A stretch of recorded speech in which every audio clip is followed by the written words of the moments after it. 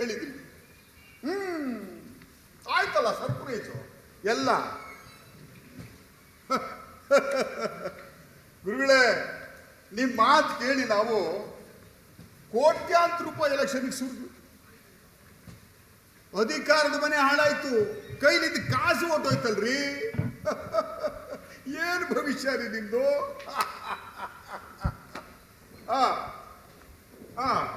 ಓಹೋ, ಒಂದೊಂದು ಸಾರಿ ಗುರುಬಲ ಇದ್ರು ದೈವಬಲ ಕೈ ಕೊಡುತ್ತಾ?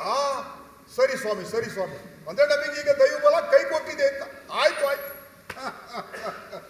ಅಂದ್ರೆ ನಿಮ್ಮ ಮಾತು ಕೇಳ್ಕೊಂಡು ಯಾಗ ಮಾಡಿಸಿದ್ರು, ಬಲಿ ಓಡಿಸಿದ್ರು.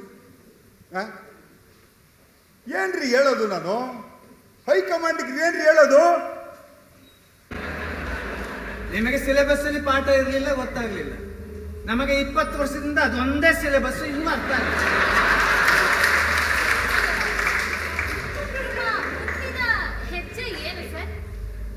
ನಾವು ಹಣೆ ಬರವನ್ನು ಪ್ರೆಡಿಕ್ಟ್ ಮಾಡಬಹುದು, ಬಟ್ ನಾಟ್ ಪಾಲಿಟಿಕ್ಸ್. ಕಾದು ನೋಡುವ ಮುಂದೆ ಏನಾಗ್ತದೆ ಅಂತೇಳಿ. ಈಗ ನೋಡು, ನೀನು ಬೇರೆ ಪ್ರಶ್ನೆಗಳನ್ನು ಕೇಳುವುದಲ್ಲ, ಸ್ವಲ್ಪ ನಾನು ಫೋಕಸ್ ಆಗುವಂತ ಪ್ರಶ್ನೆಗಳನ್ನು ಕೇಳಬೇಕು. ಸರಿ, ನಿನಗೇನು ಬೇಕು ಅಂತ ಕೇಳಿದ್ರೆ ಅದನ್ನ ನಾನು ಮಾಡೋದಕ್ಕೆ ಸಿದ್ಧ ಇದ್ದೀನಿ. ಬೇರಿಗೆ ಹತ್ತಿದೆ ರೋಗ, ಅದು ನೆತ್ತಿಗೆ ಹತ್ತದಂತೆ ತೊಡೆಯೋದು ನೀನು ಮತ್ತೆ ಮುಖ್ಯಮಂತ್ರಿ ಆದಾಗಲೇ ಸಾಧ್ಯ. ಇಲ್ಲ, ಅದು ಸಾಧ್ಯ ಇಲ್ಲ. ಕೊಟ್ಟ ಮಾತನ್ನ ಹಿಂದಕ್ಕೆ ಪಡೆಯೋದಿಲ್ಲ ನಾನು.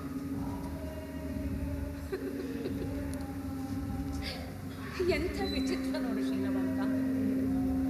ಅಂದು ನಾನು ನಿನ್ನ ಅಧಿಕಾರಕ್ಕೆ ಹೋಗ್ಬೇಡ ಅಂತ ಕೇಳ್ಕೊಂಡಿದ್ದೆ, ಆಗ್ಲೂ ನೀನು ನನ್ನ ಮಾತು ಕೇಳಿಲ್ಲ. ಈಗ ಅಧಿಕಾರ ಬಿಡಬೇಡ ಅಂತ ಕೇಳ್ಕೊತಾ ಇದ್ದೀನಿ, ಈಗಲೂ ನನ್ನ ಮಾತು ಕೇಳ್ತಾ ಇಲ್ಲ. ಓಕೆ,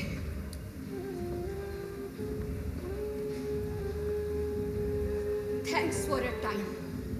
ಅವರೆಲ್ಲ ನಿಮ್ಮ ಸರ್ಕಾರದ ಯಂತ್ರ ತರಬೇತಿಗೊಳಿಸಿದ ಪಾತ್ರಧಾರಿಗಳು ಸರ್. ನಿಮಗ್ ಬೇಕಾಗಿರುವಂತ ಮಾತುಗಳನ್ನೇ ಆಡಲು ಟ್ರೈನಿಂಗ್ ಪಡ್ಕೊಂಡಿದ್ದ ಹಳ್ಳಿಯ ಮುಗ್ಧರು ಸರ್. ಅವರು ಹಳ್ಳಿಯ ಮುಗ್ಧರು. ಆಪ್ ಗಲತ್ ಮತ್ ಸಮಜೋ ಸರ್. ನೀವು ಪ್ರಾಮಾಣಿಕರು ಅಂತ ನಿಮ್ ಕಡುವೈರಿ ಕೂಡ ಹೇಳ್ತಾರೆ, ಆದ್ರೆ ನಿಮ್ಮ ಮಂತ್ರಿಗಳಿಗಾಗ್ಲಿ ಉನ್ನತ ಅಧಿಕಾರಿಗಳಿಗಾಗ್ಲಿ ಇದು ಅನ್ವಯಿಸಲ್ಲ.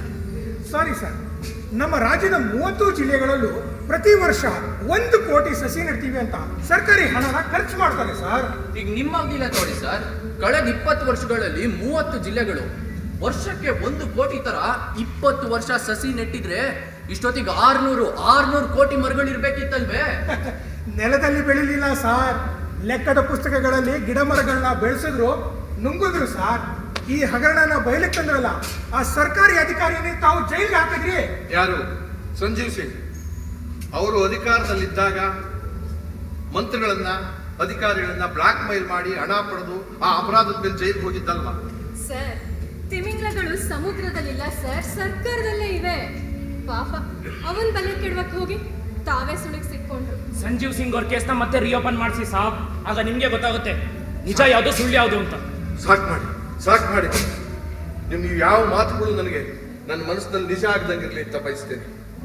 ಒಳ್ಳೇದೇ ಮಾಡಬೇಕು ಅಂದ್ಕೊಂಡ ನನಗೆ ಮಾಡಿದ್ದೆಲ್ಲ ಒಳ್ಳೇದೇ ಅಂತ ಪ್ರತಿಧ್ವನಿಸಿದ್ದು ಯಾಕೆ ನನಗೆ?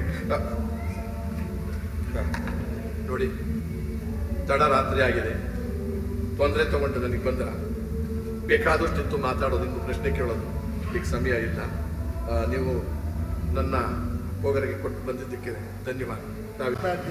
ನಾನು ಹೇಳ್ತಿರೋದು ನೀವು CM ಹತ್ರ ಮಾತಾಡಿದ್ರೆ ಅವ್ರಿಗೆ ಮಾತಾಡಿದ್ರೆ ಉತ್ತರ ಕೊಡಲೇ ಇಲ್ಲ. ಅಧ್ಯಕ್ಷರೇ, ಇನ್ನೂ ಎಷ್ಟೊತ್ತು ಕಾಯ್ಬೇಕು ನಾವು?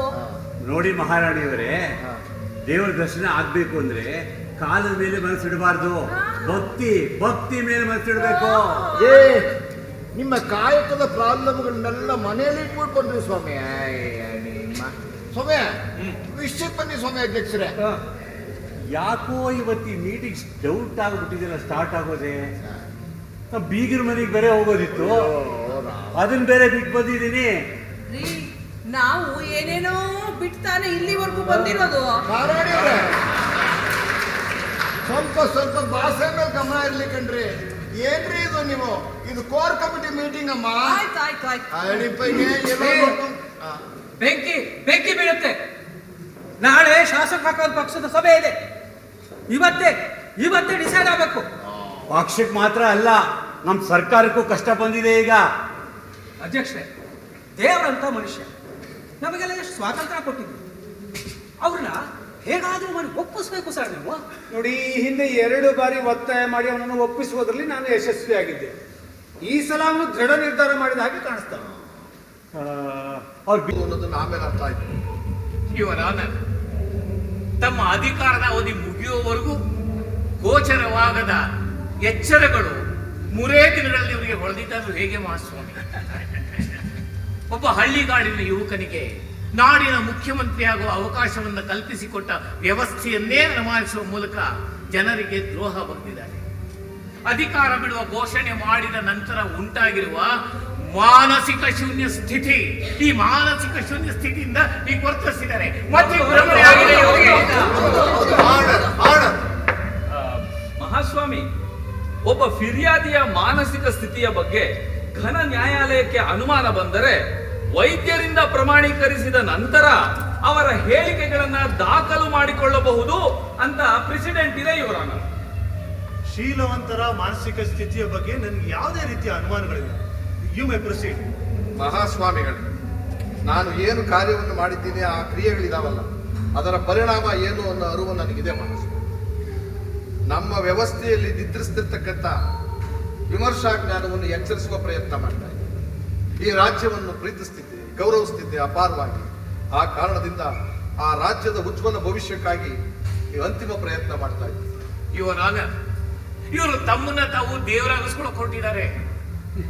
ಭಾರತದ ಸಂವಿಧಾನದ ಪ್ರಕಾರ ರಚನೆಯಾಗಿರುವ ಪ್ರಜಾ ಸರ್ಕಾರವನ್ನು ಅವಮಾನಿಸುವ ಮೂಲಕ ಜನತೆಗೆ ಪ್ರಜಾತಂತ್ರ ವ್ಯವಸ್ಥೆಯ ಮೇಲಿದ್ದ ನಂಬಿಕೆಯನ್ನೇ ಅಲುಗಾಡಿಸಿದ್ದಾರೆ. ಹಾಗಾಗಿ ಇವರು ಜಾರಿಗೊಳಿಸಿರುವ ಆದೇಶವನ್ನು ತಾವು ರದ್ದುಪಡಿಸಬೇಕು ಅಂತ ಕೇಳ್ಕೊಳ್ತೇವೆ. ಮೈ ಲಾರ್ಡ್, ಕಾನೂನು ಮತ್ತು ಸಂವಿಧಾನ ನೀಡಿರೋ ಅಧಿಕಾರದ ವ್ಯಾಪ್ತಿಯ ಆಚೆಗೆ ಹೋಗಿ ಈ ಆಯೋಗವನ್ನ ರಚಿಸಿರೋದು ಕಾನೂನು ಬಾಹಿರವಾಗಿದೆ ಇವರಾನ. ಸ್ವಾತಂತ್ರ್ಯದಿ ನಡೆಯಲೆಣಿಸಿದ ಮುಖ್ಯಮಂತ್ರಿಯ